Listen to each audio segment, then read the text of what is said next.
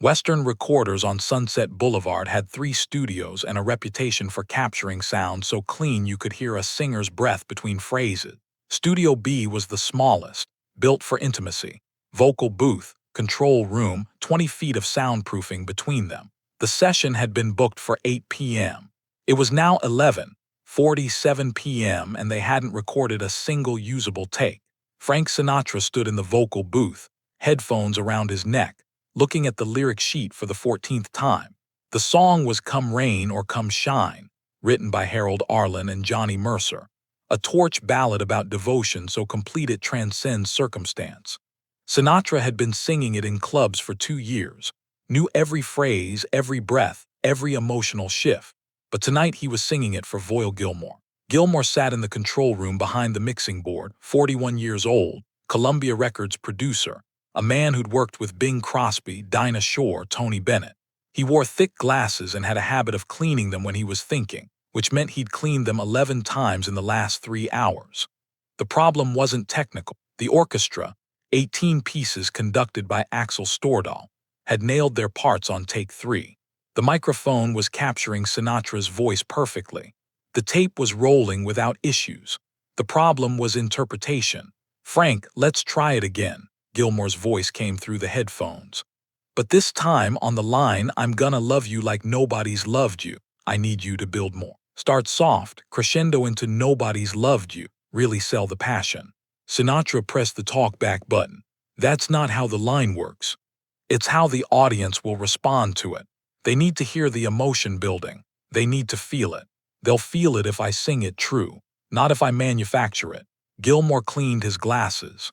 "Frank, I'm trying to help you make a hit record. The way you're singing it, it's too subtle, too interior. The audience won't get it. The audience that's been buying my records for 10 years. The audience has changed. They want bigger emotions now. More obvious, you have to give them what they want." Sinatra took off the headphones, set them on the music stand, walked out of the vocal booth. The door sealed behind him with a pneumatic hiss. He walked through the studio, past the orchestra members who were reading newspapers and playing cards, into the control room. Gilmore looked up. "Frank, what are you doing?" "I'm trying to understand something." "What?" "Why you think you know how to sing this song better than I do." Gilmore set down his glasses. "I'm not telling you how to sing. I'm telling you how to sell." "It's the same thing." "It's not. Singing is what you do. Selling is what I do. And my job is to make sure what you do reaches the most people possible. By making me fake it. By making you perform it, there's a difference." Sinatra looked at the mixing board, the reels of tape slowly turning, the meters bouncing with ambient room noise. "Voyle, I've been singing this song for 2 years. I know where the emotion lives. I know where to push and where to pull back. I know how to make people feel it. I'm sure you do in a nightclub in front of a live audience. But this is a record. The audience isn't there. They're listening at home, doing dishes, folding laundry. They're distracted, so you have to be bigger, clearer, more obvious. More obvious means less true. More obvious means more sales." Sinatra walked to the control room window, looked down at the orchestra. Axel Stordahl was talking to the first violin, pointing at something on the arrangement. They'd been working together for 8 years. Stordahl understood how Sinatra sang, not just the notes but the intention behind them. "Voyle, can I ask you something?" "Sure." "When you listen to me sing this song, do you believe me?" Gilmore paused. "What do you mean?" "I mean when I sing, I'm gonna love you like nobody's loved you. Do you believe that the character means it? Do you believe it's real?" "I believe you're a talented singer." "That's not what I asked." Gilmore shifted in his chair. "Frank, whether I believe it doesn't matter. What matters is whether the audience believes it. And for the audience to believe it, you have to make it clear, unambiguous, big.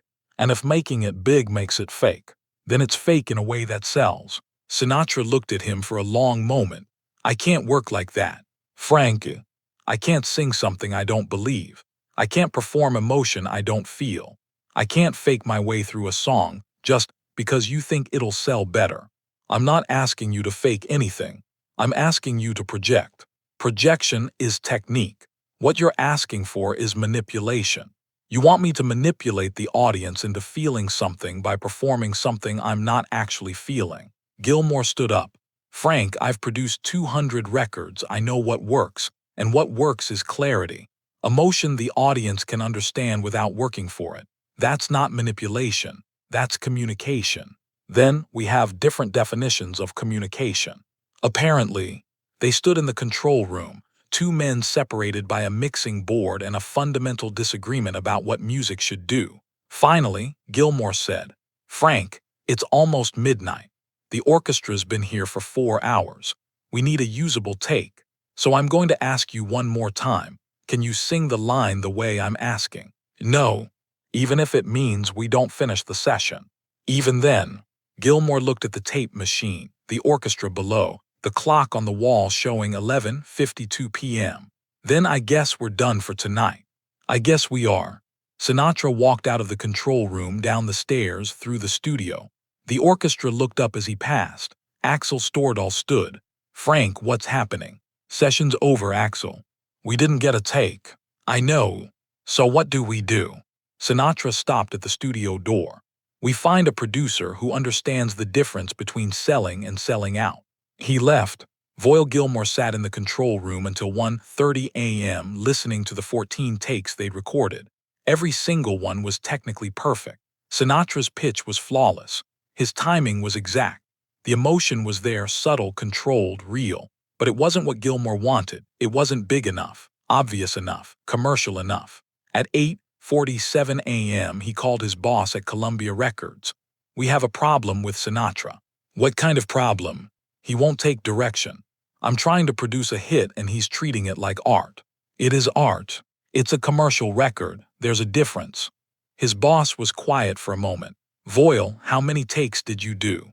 14. "And none of them were good." "They were all good, just not commercial."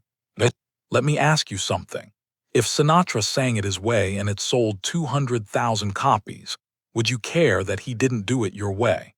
"It won't sell 200,000 his way." "How do you know?" "Because I've been producing records for 15 years. I know what sells. And Sinatra's been singing for 20 years. Maybe he knows what works." Gilmore hung up feeling like he'd been reprimanded. But he hadn't been. His boss was just asking questions. Questions Gilmore didn't want to answer. At 3:00 p.m., he called Sinatra's manager.